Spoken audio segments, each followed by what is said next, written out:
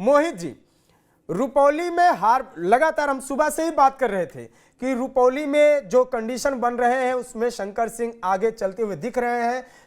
6 जो राउंड का चुनाव हुआ था उसमें जो मतगणना जो हो रही थी, 6 राउंड में लग रहा था कि कलाधर मंडल चुनाव जीत सकते हैं, लेकिन जिस तरीके से कांटे की टक्कर लगातार दिख रही थी, ये क्लियर कहीं ना कहीं हो रहा था कि इस चुनाव में शंकर सिंह जीत सकते हैं। और उसके बाद फिर 7वें राउंड से आपने देखा है कि एक बार भी वो पीछे मुड़कर नहीं देखे, बढ़ते ही चले गए और चुनाव जीत गए।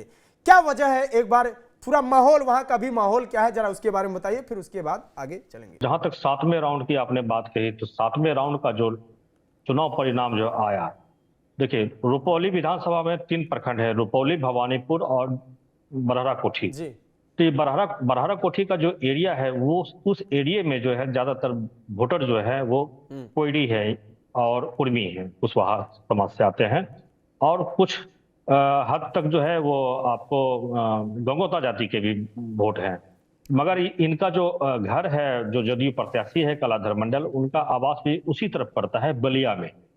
तो बलिया का वोट जो है और बरहरा कोठी का इस तरफ का वोट जो है वो शुरुआती दौर में खुला था ईवीएम।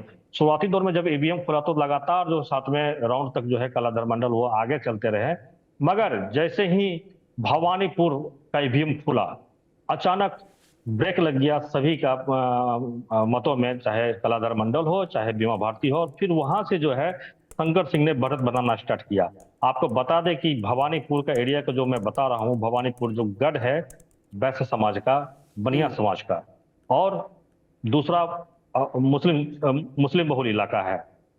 जो आपका भवानीपुर का कुछ एरिया है वो मुस्लिम बहुल इलाका भी है। तो यहाँ से आप देखिए कि मुस्लिम वोट और वैश्य समाज का वोट वो लगातार जो है एक तरफा पड़ा।